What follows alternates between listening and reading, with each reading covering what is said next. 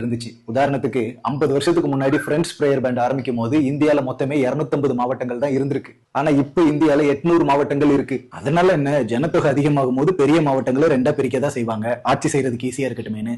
அது கரெக்ட். இப்ப பாயிண்ட் இந்தியால ஏன் 800 மாவட்டங்கள் இருக்குன்றது இல்ல, அந்த 800 மாவட்டங்கள்ல இருக்கிற எல்லா கிராமங்கள்லயும் இன்னும் ஏன் சர்ச்சஸ் வரலன்றதுதான் பாயிண்ட். அதை பற்றி அந்த மேகசின்ல போட்டிருந்தாங்க, அதை தான் படிச்சுட்டு இருந்தேன். சர்ச்சு தானே, அதெல்லாம் கொஞ்சம் கொஞ்சமா மெதுவா வரும் சகோ. மெதுவா வருமா? இந்தியாவுக்கு சுவிசேஷம் வந்து 2000 வருஷம் ஆயிடுச்சு. ஆனா இன்னும் நம்ம நாட்டுல 4 லட்சம் கிராமங்கள்ல ஒரு திருச்சபை கூட இல்ல. 4 லட்சமா? 4 லட்சம் கிராமங்கள்ல ஒரு திருச்சபை கூட இல்லையா?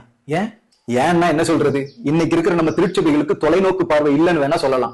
இன்னைக்கு இந்தியால 4 லட்சம் திருச்சபைகள் குறைஞ்சபட்சம் இருக்குன்னு சொல்றாங்க. அப்போ நம்மகிட்ட 4 லட்சம் திருச்சபைகள் இருக்கு, இன்னும் 4 லட்சம் திருச்சபைகள் வர வேண்டி இருக்கு. அப்படி பார்த்தா ஒரு பெரிய திருச்சபை சபையே இல்லாத ஒரு கிராமத்துல ஒரு சின்ன திருச்சபையை கட்டி கொடுப்பேன்னு முடிவெடுத்தாலே போதும், இன்னும் சில வருடங்கள்ல இந்தியால எல்லா கிராமங்களையும் திருச்சபைகள் வந்துடும். ஆனா அதை செய்யறதுக்கு வேண்டிய மனசும் தரிசனமும் இன்றைய திருச்சபைகளுக்கு வேணும்ல, அது இல்ல. இதெல்லாம் மிகப்பெரிய நிர்விசாரம் சகோ. ஆமா, நிர்விசாரம் சொல்லலாம், அறியாமைன்னு சொல்லலாம், சுயநலம் சொல்லலாம். ஆனா இன்னைக்கு 90% திருச்சபைகள் தனக்கு வர்ற வருமானத்தை தான் திருச்சபைக்குனே செலவு பண்ணிடுறாங்க. அதுதான் உண்மை. ரொம்ப கஷ்டம். இஸ்ரவேலின் பரிசுத்தரை இஸ்ரவேல் ஜனங்களே மட்டுப்படுத்தின மாதிரி இயேசு கிறிஸ்து நீங்க உலகமெங்கும் போய் சகல சிருஷ்டிக்கும் சுவிசேஷத்தை அறிவிங்கன்ற கட்டளையை இன்றைய திருச்சபைகளே மட்டுப்படுத்தினா எப்படி தேசத்துல புதிய திருச்சபைகள் எழும்பும்? வாரத்துல ஒரு நாளாவது அக்கம் பக்கத்துல இருக்கிற புதிய ஆத்மாக்களை தேடி போய் அவங்களுக்கு சுவிசேஷம் அறிவிக்கணும்ன்ற ஆசையோ பாரமோ இல்லாத மலட்டு திருச்சபைகள் தான் இன்னைக்கு பெருகிக்கிட்டே போகுது. சுவிசேஷ பாரத்தை அடியோட குழி தோண்டி புதைச்சிட்டாங்களே. ஆமா, 2019 கணக்கெடுப்பின்படி இன்னும் தமிழ்நாட்டிலேயே 10,000 கிராமங்கள்ல திருச்சபைகளே இல்ல. இன்னும் டீடைல்டா சொல்லணும்னா புதுக்கோட்டை மாவட்டத்துல 700 கிராமங்கள்ல இன்னும் ஒரு திருச்சபை கூட வரல. சிவகங்கையில இன்னும் 444 கிராமங்கள்ல திருச்சபைகள் இல்ல. விழுப்புரத்துல இன்னும் 608 கிராமங்கள்ல சபைகளே கிடையாது. தூத்துக்குடியில இன்னும் 220 கிராமங்கள்ல திருச்சபைகளே கிடையாது. இதுதான் நம்ம தமிழ்நாட்டினுடைய அவலம். சரி, இப்படி வெறும் தகவல்களை மட்டும் நம்ம திருச்சபைகளுக்கு தெரியப்படுத்துறதுனால ஏதாவது மாற்றங்கள் வந்துடும் நம்புறீங்களா? நிச்சயமா நம்புறேன். அன்னைக்கு நெகேமியாவுக்கு எருசலேம் அலங்கை இடிஞ்சு கிடக்குன்ற தகவல் கிடைச்ச உடனே அந்த தகவல் அவருடைய பாரமா மாறிச்சு. அந்த பாரம் அவரை மன்றாட்டு ஜெபத்துக்கு நேரம் வழி நடத்துச்சு. அரண்மனை சொகுசு வாழ்க்கையை தூக்கி எறிய வச்சுச்சு.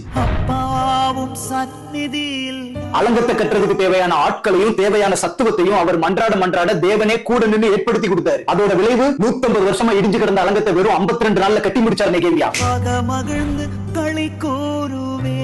சோதோம் குமாரா அழிக்கப்பட போகுது என்ற தகவலை கேட்ட உடனே ஆபிரகாம் தேவன்ட்ட மன்றாடலையா?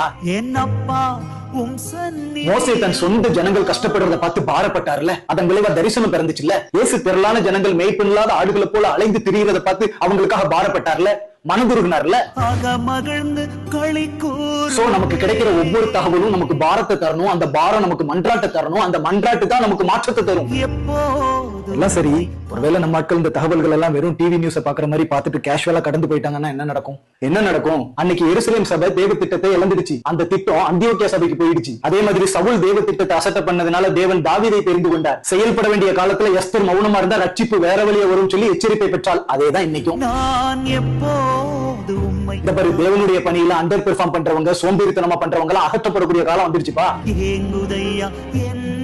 இன்னைக்கு தமிழ்நாட்டுல 32,000 திருச்சபைகள் இருக்கு. அந்த 32,000 திருச்சபைகளும் தேவனுடைய திட்டத்தை சரியா புரிஞ்சுக்கிட்டு ஆக்டிவா செயல்படுறாங்களான்னு கேட்டா நிச்சயமா இல்ல. இதே மாதிரி அன்னைக்கு கிதியோனுடைய சேனைகளையும் 32,000 பேர்கள் இருந்தாங்க. அவங்களை ஆண்டவர் ஃபில்டர் பண்ண போது 10,000 பேர் மிஞ்சினாங்க. அந்த 10,000 பேர்லயும் தெளிவா இருந்த வெறும் 300 பேர் வச்சுதான் அன்னைக்கு தேவ திட்டத்தையே தேவன் நிறைவேற்றினார். அதே மாதிரி தமிழ்நாட்டில் இருக்கிற 32,000 திருச்சபைகள்ல வெறும் 300 திருச்சபைகள் தேவ திட்டம் நிறைவேற தன்னை ஒப்பு கொடுத்தாலே போதும், தேவன் இந்த தேசத்துல பெரிய காரியத்தை செஞ்சு முடிச்சுவார். இனியாவது நம்முடைய திருச்சபைகள் தேவ திட்டத்தில் இணைய பழகுவார்களாக. தரிசனத்தை பெற்று இந்த தேசத்தை சுதந்திரி